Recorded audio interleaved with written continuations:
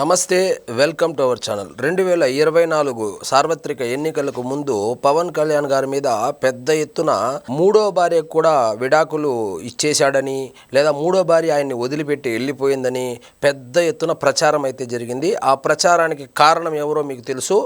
ఆ వ్యక్తి మాట్లాడుతున్నాడు. అతని పేరు కూడా పలకడానికి నాకు ఇష్టం లేదు. అతను ఏదో అప్పుడు ఏం మాట్లాడాడో ఒకసారి విందాం రండి. గుండె మీద చేసుకుని ఆయన చెప్పేవన్నీ నిజాలంట, వినండి. చెప్పు. పవన్ కళ్యాణ్ గారిని ఒకే ఒక కోరిక కోరు. రేపు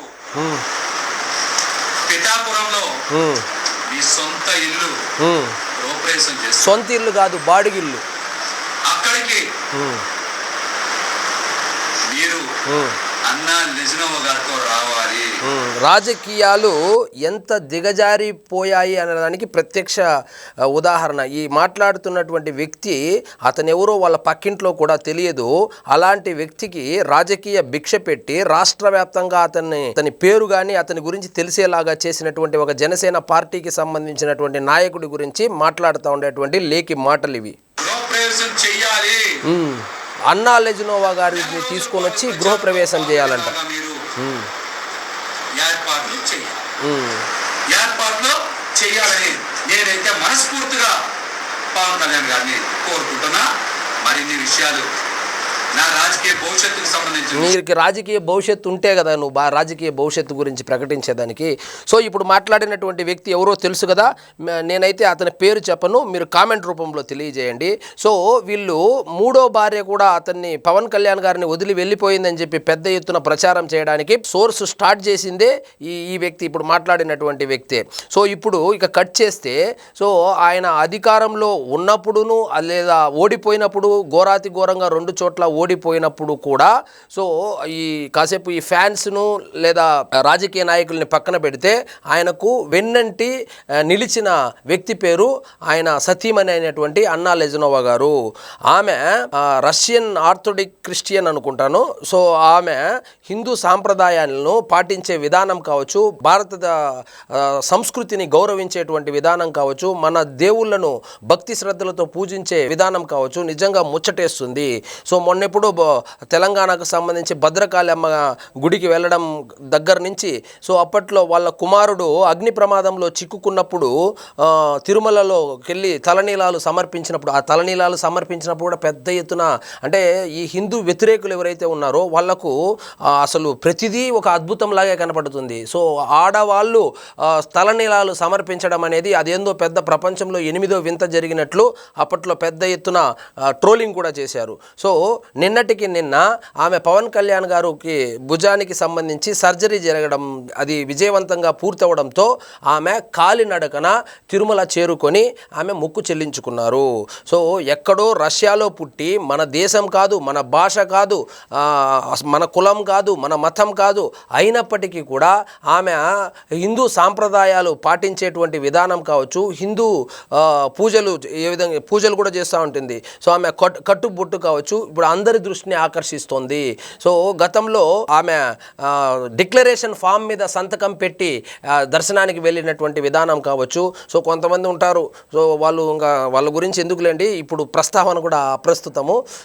సో ఒక డిక్లరేషన్ మీద సంతకం పెట్టమంటే ఏందో వాళ్ళ ఆస్తులంతా రాసి సంతకం పెట్టమన్నట్లు ఫీల్ అయ్యి కనీసం డిక్లరేషన్ ఫామ్లో కూడా సంతకం పెట్టరు. సో డిక్లరేషన్ ఫామ్ అంటే ఏంది, శ్రీవారిని నేను మనసా వాచ కర్మన నేను నమ్ముతున్నాను అని చెప్పి ఒక సంతకం పెట్టేదానికి కూడా ఏడ్చేటువంటి వ్యక్తులు ఉన్నటువంటి ఈ సమాజంలో, సో పుట్టినటువంటి హిందూ మతంలో పుడితే మతాన్ని మార్చుకొని ఆ మతం మీదే ఎటకారం చేస్తూ, ఆ మతం మీదే జోకులేస్తూ, ఆ మతాన్ని కించపరిచేలాగా, హిందువుల యొక్క మనోభావాలను కించపరిచేలాగా మాట్లాడేటువంటి దౌర్భాగ్యులు ఉన్నటువంటి ఈ సమాజంలో, సో ఒక క్రిస్టియన్ అయ్యుండి ఒక హిందువుని పెళ్లి చేసుకొని, సో హిందూ సాంప్రదాయాలను సంస్కృతిని సో మనస వాచ కర్మన పాటిస్తున్నటువంటి అన్నా లెజనోవా గారికి మీరు నిజంగా ఒక లైక్ కొట్టాలి. లైక్ కొట్టి ఆమెకు ధన్యవాదాలు అయితే తెలియజేయాలి.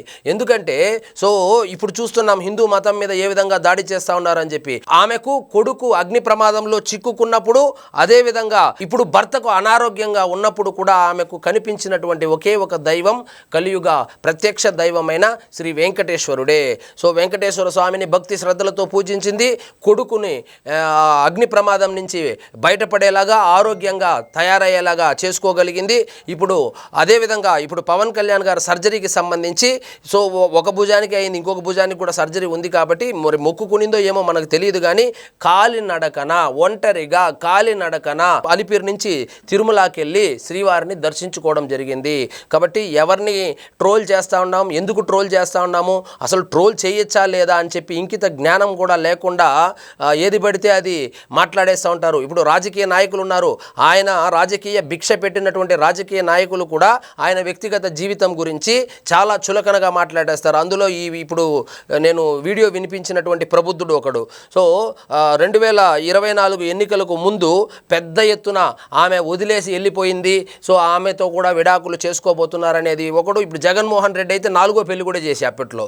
సో మరి 4వ పెళ్ళాం ఏడుందో తెలియదు కానీ 4వ పెళ్లి కూడా చేశాడు. సో వ్యక్తిగతంగా వీళ్ళు ఏ విధంగా టార్గెట్ చేశారో మనం అందరము చూసాము. కానీ వీళ్ళ అంచనాలను మించేలాగా అన్నా లెజనోవా గారు హిందూ సాంప్రదాయాలను పాటించేటువంటి విధానం ఏదైతే ఉందో, నిజంగా హిందువులు కూడా అంత భక్తి శ్రద్ధలతో అంత నిష్ఠతో చేస్తారని నేను అనుకోవడం లేదు. అలాంటి ఒక క్రైస్తవ మతానికి సంబంధించినటువంటి ఆమె. సో ఇతర అంటే ఏంటంటే పవన్ కళ్యాణ్ గారు కూడా ఏం చెప్తారు, నీ మతాన్ని నువ్వు ఆచరించు, ఇతర మతాలను గౌరవించనే చెప్పాడు. ఆయన ఎక్కడా కానీ క్రిస్టియన్ మతాన్ని కానీ ముస్లిం మతాన్ని కానీ ఆయన కించపరిచినట్లు ఆయన చరిత్రలో లేదు. సో కానీ ఈయన ఏదో ఒక హిందువులకే కన్ఫైన్ చేసి ఆయన సనాతన ధర్మం అన్నాడని, అసలు ఆయన ఏం మాట్లాడుతూ ఉన్నాడనేది పూర్తిగా వినేటువంటి ఓపిక ఉండదు మనకు. దాంట్లో నుంచి బిట్లుగా కట్ చేసుకొని ఆ రోజు మెట్లు గడిగాడు, ఈరోజు ఏడ మెట్లు గడుగుతాడు, ఇవన్నీ ట్రోల్ చేసుకోవడానికి బాగుంటాయి. కానీ మీరు కించపరిచి మీరు విమర్శించినటువంటి పవన్ కళ్యాణ్ గారేమో ఎక్కడో వెళ్ళి కూర్చున్నాడు. ఆయన్ని విమర్శించిన వాళ్ళు కావచ్చు, ఆయన్ని వెటకారం చేసిన వాళ్ళు కావచ్చు, రాజకీయంగానూ అధపాతాళంలో పడిపోయారు. ఇంకా నిజ జీవితంలోనూ ఏడున్నారో మనకందరికీ తెలిసిందే. ఇప్పుడు మాట్లాడినటువంటి మాటలు వినిపించినటువంటి వ్యక్తి ఎవరైతే ఉన్నారో ఆ వ్యక్తి కళ్ళు మూసుకొని ఒక 10 రోజులు అదే పార్టీలో ఉంటే ఈరోజు ఎమ్మెల్సీ అయ్యేవాడు. కానీ ఇప్పుడు ఆ గేట్ దగ్గర కీపర్ లాగా సో ఎప్పుడెప్పుడు అపాయింట్మెంట్ ఇస్తారా, ఏమి ఇస్తారు, ఏం పదవి ఇస్తారు, వైఎస్ఆర్సీపీ పార్టీలో ఏది ఉచితంగా దొరకదు. ఆ విషయం తెలుసుకునేదానికి ఒక 10 సంవత్సరాలు పడుతుంది. ఆ లోపల సగం జీవితం వంకనాకిపోతుంది. కాబట్టి సో ఫైనల్గా ఏం చెప్పదలుచుకున్నానంటే, ఈ హిందూ మతాన్ని కావచ్చు, హిందూ సాంప్రదాయాలను కావచ్చు వెటకారం చేసి కామెడీ చేసేటువంటి వాళ్ళు ఎవరైతే ఉన్నారో వాళ్ళు అన్నా లెజనోవా గారిని చూసి సిగ్గు తెచ్చుకోండి. సో ఎక్కడో పుట్టి ఎక్కడో పెరిగి ఎవరినో పెళ్లి చేసుకొని ఆ భర్తకు సంబంధించినటువంటి మతానికి సంబంధించినటువంటి ఆచార వ్యవహారాలను ఆ సాంప్రదాయాలను ఏ విధంగా పాటిస్తూ ఉంది. సో ఆమెకు ఎంత నమ్మకం కలిగిందో చూడండి. సో మన కలియుగ ప్రత్యక్ష దైవమైనటువంటి వెంకటేశ్వర స్వామిని సో ఆమెకు వచ్చినటువంటి ప్రతి కష్టంలోనూ ఆమె మొక్కుకుంటున్నటువంటి దేవుడు వెంకటేశ్వర స్వామి. కాబట్టి మొన్న తలనీలాలు సమర్పించడం కావచ్చు, ఈరోజు కాలినడకన వెళ్ళడం కావచ్చు, చూస్తే కనుక నిజంగా ఆమెకు కృతజ్ఞతలు తెలియజేయాలి. ఎందుకంటే ఇక్కడ మన దేశంలోనే హిందువులుగా ఉన్న వాళ్ళే హిందువులుగా పుట్టి హిందువులుగా పెరిగి మతం మార్చుకొని కన్వీనియంట్గా ఓట్ల కోసం, కొంతమంది ఓట్ల కోసం మతం మార్చుకుంటారు, ఇంకొకరు కొన్ని కారణాల వల్ల మతం మార్చుకున్నారు. మార్చుకొని హిందూ మతాలనే కామెడీ చేసి హిందూ దేవుళ్ళని అపహాస్యం చేసే స్థాయికి వెళ్ళిపోతారు. అదే క్రిస్టియన్గా పుట్టి క్రిస్టియన్గా పెరిగి వేరేదే మన భాష కాదు, మన దేశం కాదు, మన సంస్కృతి తెలియదు, మన సాంప్రదాయాలు తెలియదు, అన్నీ నేర్చుకొని భర్త కోసమే నేర్చుకుందో, ఆమె కోసమే నేర్చుకుందో, లేకపోతే నిజంగా నచ్చి నేర్చుకుందో కాసేపు పక్కన పెడితే ఆమె అనుసరిస్తున్నటువంటి పద్ధతులు ఏవైతే ఉన్నాయో నిజంగా అభినందించాల్సిందే. సో ఇదండి ఈరోజు మన టాపిక్. మీకు ఈ వీడియో నచ్చినట్లయితే లైక్ చేయండి, షేర్ చేయండి, ఛానల్ మాత్రం సబ్స్క్రైబ్ చేసుకోవడం మర్చిపోదు.